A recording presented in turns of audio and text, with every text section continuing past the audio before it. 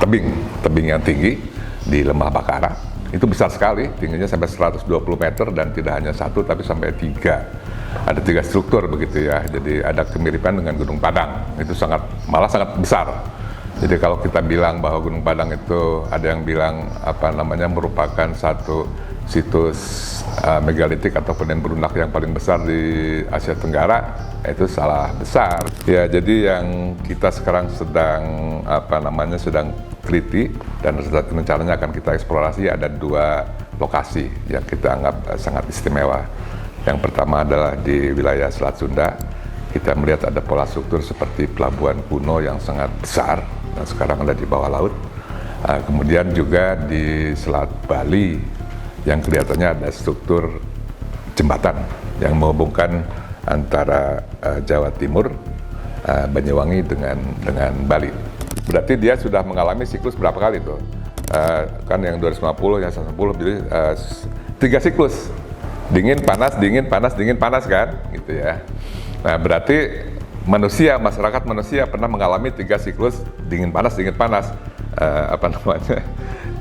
tenggelam, naik lagi, tenggelam lagi, naik lagi, begitu ya, 3 kali begitu.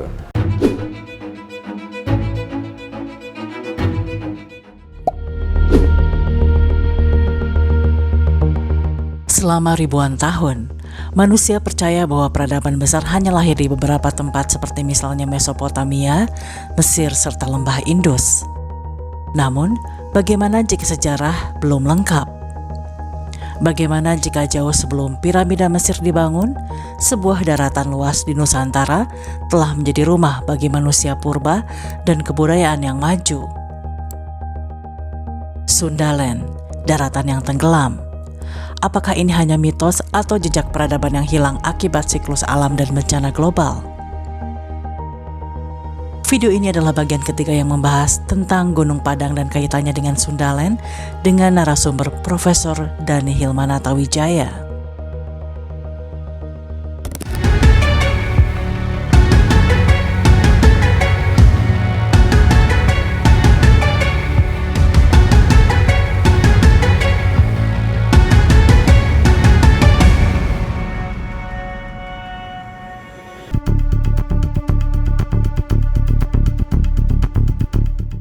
Profesor Dhani Hilman menegaskan bahwa Gunung Padang bukan satu-satunya produk budaya masa silam, melainkan bagian dari jaringan besar situs-situs prasejarah dan megalitik di Nusantara.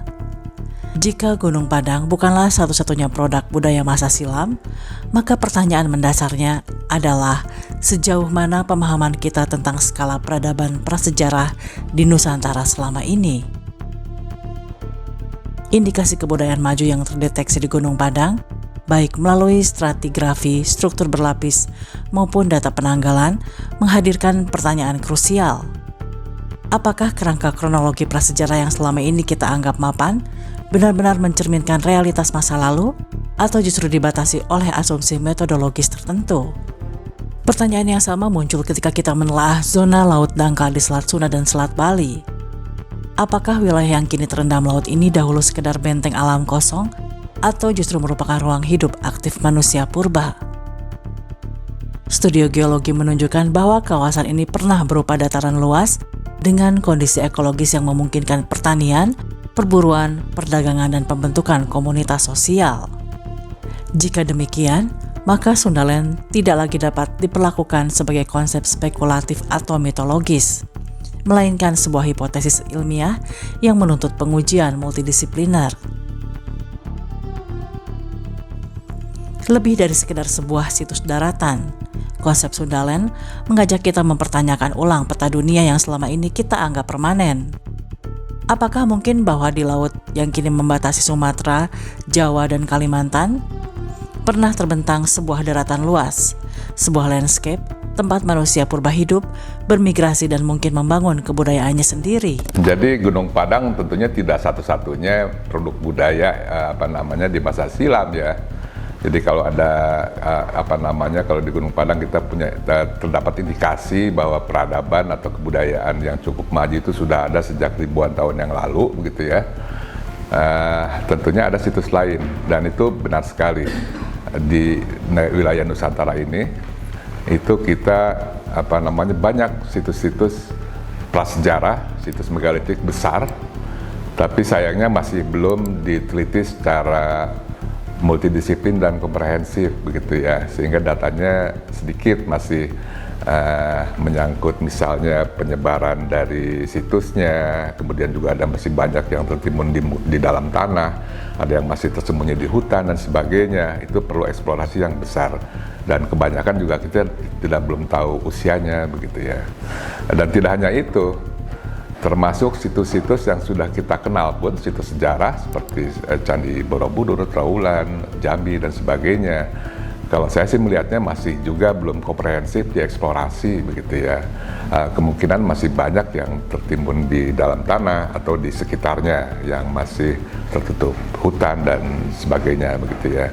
Dan usianya pun sebetulnya kita belum belum komprehensif juga. Jadi selama ini kita hanya tahu dari usia dari mana, dari naskah kuno, dari prasasti, dengan mentransformasi tahun Saka ke Masehi begitu ya, yang saya pikir harus dikaji lebih jauh. Tapi kita belum punya usia yang berdasarkan lab memakai radiometric dating. Jadi kita belum punya itu. Selain di di wilayah daratan, situs-situs megalitik dan situs besar lainnya, kita juga melihat ada banyak indikasi pola-pola struktur yang menarik yang kelihatannya terkait aktivitas manusia.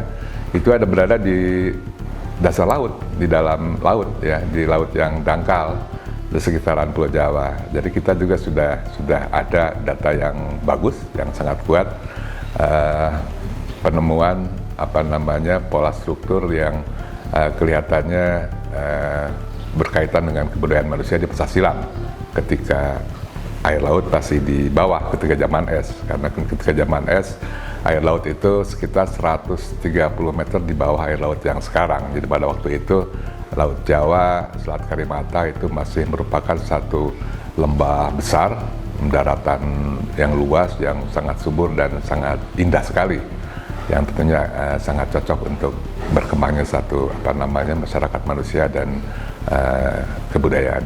Ya, jadi yang kita sekarang sedang sedang teliti dan rencananya akan kita eksplorasi ada 2 lokasi yang kita anggap sangat istimewa. Yang pertama adalah di wilayah Selat Sunda. Kita melihat ada pola struktur seperti pelabuhan kuno yang sangat besar yang sekarang ada di bawah laut. Kemudian juga di Selat Bali yang kelihatannya ada struktur jembatan yang menghubungkan antara Jawa Timur, Banyuwangi dengan Bali. Fenomena serupa juga muncul di luar Nusantara. Mengapa data geofisika di Teluk Thailand memperlihatkan pola sungai purba dan jaringan irigasi yang kini berada puluhan meter di bawah permukaan laut? Struktur ini mengindikasikan adanya aktivitas manusia yang terorganisasi pada masa ketika wilayah tersebut masih berupa daratan. Jika aktivitas semacam ini memang terjadi jauh sebelum munculnya peradaban Mesopotamia yang selama ini dianggap tertua, maka pertanyaan besarnya adalah, apakah sejarah peradaban manusia telah disusun secara terlalu linear dan berpusat pada wilayah tertentu? Kalau itu dari data seismik 3D ya, karena waktu itu kebetulan salah seorang teman, Dr. Anang Bahtiar, itu melakukan eksplorasi minyak, sehingga kita punya data 3D seismik. Dari pengolahan data 3D seismik ini kita bisa melihat jejak kanal, jadi kanal-kanal besar untuk irigasi yang sekarang posisinya ada di bawah dasar laut. Dasar laut di bawah lagi, sekitar 30 meter di bawah dasar laut, begitu ya. Dan itu kan masih di kawasan Sundaland. Kemudian lebih jauh lagi, kalau kita melihat Sundaland, itu satu wilayah yang sangat selain sangat subur dan juga kan sangat kaya dengan sumber daya alam ya. Sampai sekarang Indonesia kan sangat kaya dengan sumber daya alam, minyaknya, batu bara, berbagai macam mineral dan sebagainya. Jadi singkatnya, tanah Sundaland bahkan sampai sekarang Nusantara itu adalah satu wilayah yang sangat capable, sangat potensial untuk mendukung masyarakat yang populasi yang banyak dan untuk mendukung satu peradaban ya, perkembangan satu kebudayaan begitu ya. Apabila hipotesis mengenai keberadaan Sundalen terbukti secara ilmiah dan didukung oleh bukti arkeologis yang menunjukkan adanya peradaban yang bermukim di wilayah tersebut, maka muncul pertanyaan mendasar mengenai lokasi pusat peradaban dan konsentrasi penduduknya. Apakah pusat aktivitas manusia purba tersebut berada di kawasan Gunung Padang? Ataukah di sepanjang sistem sungai purba yang kini berada di wilayah Teluk Thailand? Atau mungkin di kawasan Bali dan Jawa yang diduga pernah terhubung melalui struktur daratan atau jembatan alami pada masa lalu? Jadi kalau kita bicara apakah ada satu wilayah yang cocok untuk berkembangnya satu populasi dan peradaban ya di Sundalen. Nah, di wilayah Sundalen pada waktu zaman es ini, itu memang ada satu wilayah yang kita bilang sangat prima ya, sangat primadonanya lah di seluruh dunia, yaitu yang sekarang kita kenal sebagai Laut Jawa dan Selat Karimata. Jadi waktu zaman es kan Laut Jawa dan Selat Karimata itu merupakan satu dataran ya, yang dialiri oleh sungai yang sangat besar seperti Sungai Nil besarnya, itu mengalir di tengah-tengah Laut Jawa, dan kemudian juga di Karimata ada yang dia bermuaranya ke arah Laut Natuna dan Laut Andaman. Jadi wilayah itu dulu amat sangat subur, amat sangat indah. Kemudian cabang-cabangnya sungai itu masih bisa kita lihat sekarang sebagai sungai-sungai besar, Sungai Mahakam, Sungai Citarum, Sungai Kapuas dan sebagainya. Nah dulu itu bermuaranya semua di sungai besar yang ada di Laut Jawa dan Selat Karimata sekarang gitu ya. Dan kita bisa bayangkan bahwa di sekitaran dataran itu kan pegunungan, gunung-gunung api, kemudian banyak sekali sumber daya alamnya, dan lembah itunya sendiri juga udah luar biasa. Kita bisa bayangkan sekarang aja di Kalimantan misalnya kan ikan-ikannya besar-besar tuh di sungai-sungai di Kalimantan, apa yang namanya ikan patinnya juga gede-gede, segede paha gitu ya. Nah bayangkan sekarang di sungai yang lebih besar lagi di Laut Jawa dulu, ikannya barangkali lebih besar lagi gitu ya. Jadi intinya dataran tersebut amat sangat potensial dan cocok sekali untuk manusia hidup dan mengembangkan kebudayaan dan peradaban gitu ya. Ya itu faktanya. Jadi kalau secara alam sangat cocok. Kalau masalah peradaban, ya itu yang harus kita cari, kita eksplorasi. Ada tidak peradaban besar di Sundalen tersebut, khususnya di dataran yang sekarang sudah tenggelam.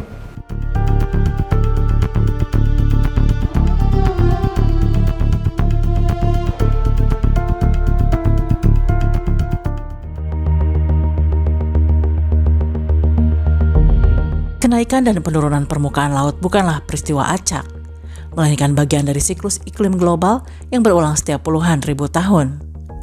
Ketika periode glasial berakhir dan es di kutub mencair, permukaan laut naik dengan cepat. Apakah Sundalen sebagai dataran rendah tropis yang luas menjadi salah satu korban utama proses ini? Dan jika benar Sundalen tenggelam secara menyeluruh, mengapa wilayah ini menjadi satu-satunya kawasan tropis besar di dunia yang mengalami penenggelaman hampir total? Bagaimana dampak tenggelamnya Sundalen terhadap sejarah manusia? Apakah manusia yang hidup di wilayah ini bermigrasi ke dataran tinggi yang tersisa, ataukah sebagian besar jejak keberadaannya ikut terkubur di dasar laut? Jadi kalau di ilmu kebumian, daratan yang hilang itu bukan hal yang fantastis, tapi memang faktanya demikian. Karena sejarah kenaikan muka air laut itu sudah satu hal yang diakui oleh semua pihak ya, oleh kalangan akademis begitu ya. Jadi pada intinya iklim bumi ini selalu berganti antara iklim musim dingin dan musim panas. Jadi itu siklus. Setiap sekitar 100.000 tahun sekali musim dingin, kemudian dia berganti jadi musim panas, temperatur naik, terus es meleleh, air laut naik begitu. Kemudian dingin lagi, air lautnya kan membeku lagi menjadi salju, kemudian panas lagi, air laut naik. Itu berganti-ganti terus. Jadi Sundalen ini kalau kita teropong ke belakang sampai ratusan ribu tahun yang lalu, selalu berganti, tanah besar, kemudian hilang tanahnya karena terendam air, terus muncul lagi tanah besar, hilang lagi terendam air, begitu ya berkali-kali. Dan itu tidak hanya di Sundaland, tapi di seluruh dunia juga ada cukup banyak juga tanah yang hilang, begitu ya. Jadi ya memang, ya itu fakta kebumiannya begitu ya. Jadi kalau misalnya dulu pernah bumi sudah dihuni sangat lama gitu ya, kan Homo sapiens atau manusia modern itu sudah ada sejak 300.000 tahun yang lalu, begitu ya. Meskipun sekarang kita kan tahunya sejarah sejak yang sudah cukup lengkap ya, sejak 11.000 tahun yang lalu kita kan menganggap bahwa peradaban kita, masyarakat kita yang sekarang ini baru tumbuh sekitar 11.000 tahun yang lalu setelah kita kenal dengan pertanian. Sebelumnya kan masih hidup di hutan-hutan, gua-gua dan sebagainya, masih primitif lah begitu ya. Tapi faktanya bahwa manusia modern seperti kita sama, tidak ada bedanya, volume otaknya juga udah sama seperti kita, itu sudah ada sejak 300.000 tahun yang lalu, Homo sapiens ya. Bahkan ada yang lebih tua, Homo Denisovans dengan Homo Neanderthal, yang notabene dia juga volume otaknya besar juga sejak 400.000 tahun yang lalu, begitu ya. Jadi sekarang kita berasumsi saja dulu, begitu ya. Kalau misalnya sudah ada peradaban sejak ratusan ribu tahun yang lalu, dan kita tahu bahwa daratan itu selalu kan musim dingin berganti musim panas, dingin, panas, begitu ya. Artinya daratan yang pernah ada dengan populasi manusia yang pernah ada kemudian hilang, tenggelam. Ya, kemudian muncul lagi, dihuni lagi, hilang lagi, tenggelam. Gitu. Itu terjadi berkali-kali. Jadi kalau kita berteori demikian, maka saya pikir tidak heran ada banyak legenda tentang banjir besar dan peradaban yang hilang. Sepanjang sejarah manusia, banyak kisah tentang peradaban yang hilang atau tenggelam selain Atlantis, yang muncul dari perpaduan antara mitos, teks, keagamaan, dan temuan arkeologi. Dalam tradisi Islam, kisah kaum Nabi Nuh adalah contoh paling eksplisit tentang peradaban yang ditenggelamkan. Dalam Al-Quran diceritakan bahwa kaum ini hidup lama membangun kehidupan sosial yang telah mapan, namun menolak ajaran tauhid. Setelah peringatan panjang dari Nabi Nuh diabaikan, Allah menurunkan banjir besar yang menenggelamkan seluruh kaum tersebut, kecuali mereka yang berada di atas bahtera. Para penafsir Quran memandang banjir ini sebagai kehancuran total sebuah peradaban awal manusia, bukan sekedar bencana lokal, dan menjadi simbol kejatuhan peradaban akibat pembangkangan kolektif. Kisah serupa juga muncul dalam teks-teks kuno seperti kitab Henokh yang menggambarkan dunia purba sebelum banjir besar, tempat manusia dan makhluk ilahi hidup berdampingan hingga terjadi kehancuran global. Narasi ini sejalan dengan banyak legenda banjir besar di berbagai budaya yang sering ditafsirkan sebagai ingatan kolektif umat manusia terhadap bencana alam besar di masa lampau. Di luar teks keagamaan, terdapat pula legenda geografis seperti Kumari Kandam dan sastra Tamil kuno yang dipercaya sebagai daratan luas di Samudra Hindia yang tenggelam akibat naiknya permukaan laut. Konsep ini kemudian disamakan dengan Lemuria, sebuah hipotesis geologi abad ke-19 yang kini ditolak secara ilmiah, namun tetap hidup dalam mitologi dan kepercayaan spiritual. Berbeda dengan itu, dunia modern menemukan bukti nyata berupa Herakleion, yaitu kota pelabuhan Mesir kuno yang benar-benar tenggelam akibat gempa, penurunan tanah, dan tsunami. Lalu ditemukan kembali di dasar laut Mediterania, lengkap dengan patung, kuil, dan pelabuhan. Penemuan ini menunjukkan bahwa sebagian legenda tentang kota tenggelam memang memiliki dasar sejarah yang nyata. Ya, jadi yang terakhir itu, zaman es yang terakhir, puncaknya adalah 20.000 tahun yang lalu, gitu ya. Nah, zaman es yang itu kan 20.000 tahun, kemudian dia kan naik ya, jadi zaman panas, mulai sekitar 11.000 tahun yang lalu. Nah, sebelumnya zaman es itu mulai dari sekitar berapa? Lebih dari 150.000 tahun yang lalu. Nah, kemudian air laut naik sekitar 130.000 tahun yang lalu.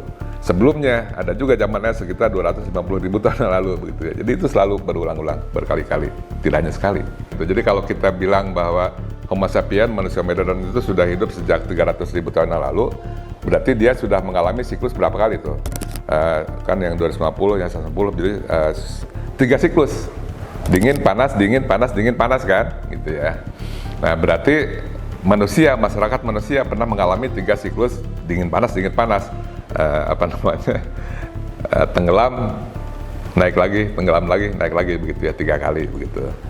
Tapi kan saya kan nggak bisa bilang peradaban, karena itu kan belum terbukti kan, makanya kan karena kita tahu bahwa peradaban itu baru mulai tumbuh di 11 ribuan kan, itu yang dianggap oleh paradigma sekarang.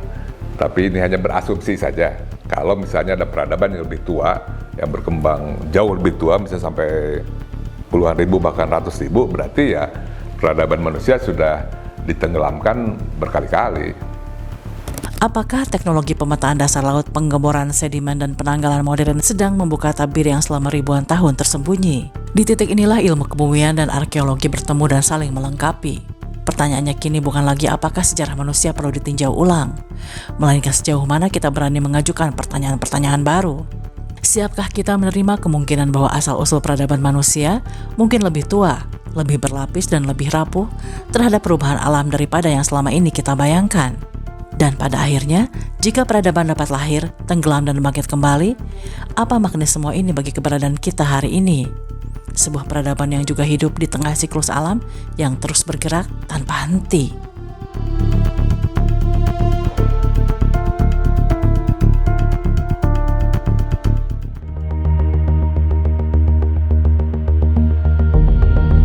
Menurut Profesor Dr. Dhani Hilmanata Wijaya, Gunung Padang bukanlah akhir dari cerita, melainkan hanya satu halaman awal dari buku besar peradaban Nusantara.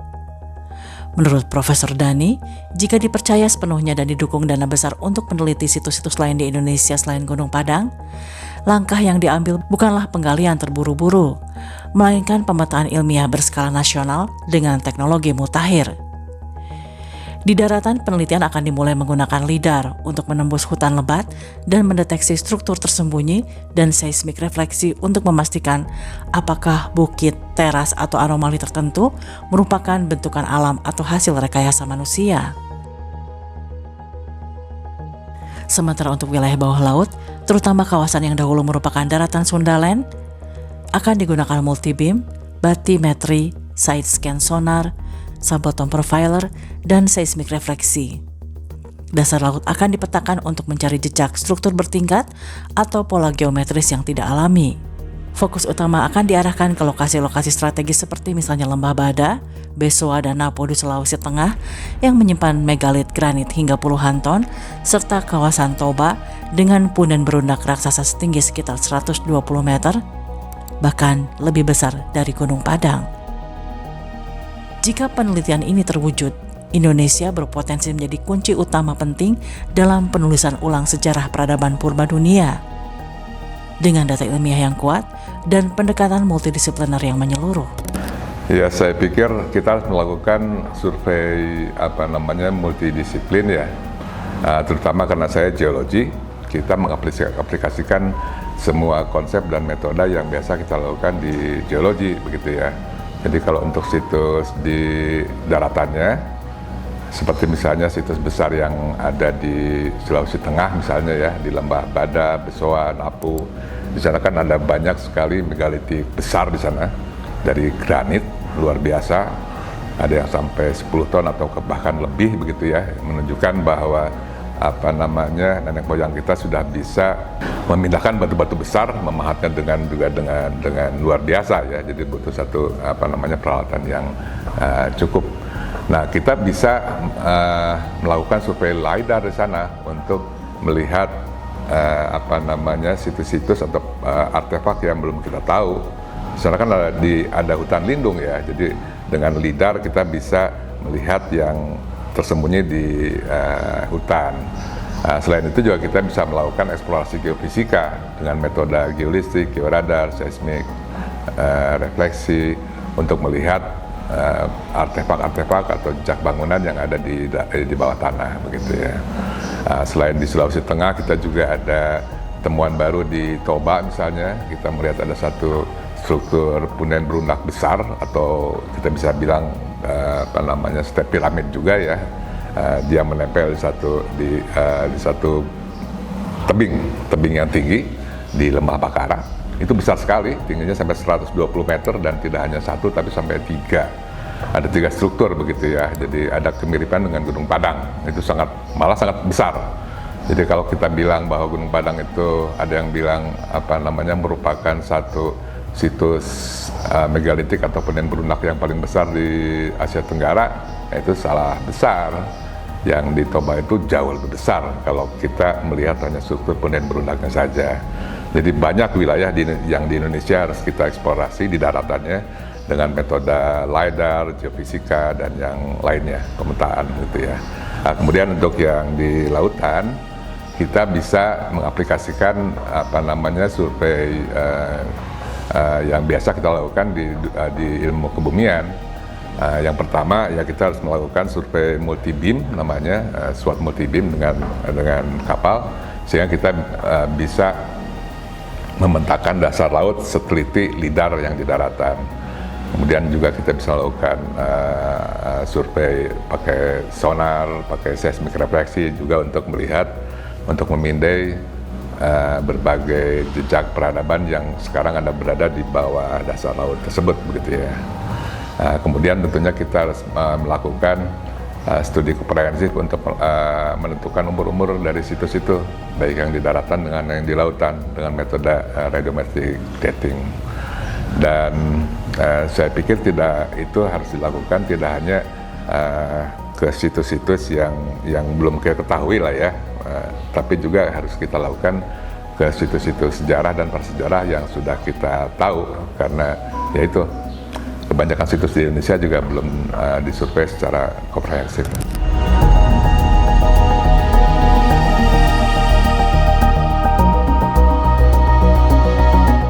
Video ini masih akan berlanjut ke bagian keempat, di mana pembahasan difokuskan pada hubungan antara konsep Sundaland dan legenda Atlantis dari sudut pandang ilmu geologi. Apakah Sundaland dapat dipandang sebagai daratan besar yang pernah tenggelam dan mengilhami kisah Atlantis? Ataukah Atlantis hanyalah konstruksi mitologis yang tidak memiliki dasar ilmiah yang kuat? Nah sekarang pertanyaannya, kalau Plato bohong, kok dia bisa tahu ada ada akhir zaman es, ada kenaikan muka air laut? Kan itu sejarah geologi sebetulnya. Kan waktu Plato hidup di 400 sebelum Masehi belum ada ilmu geologi. Simak terus di channel Angelique Faulina.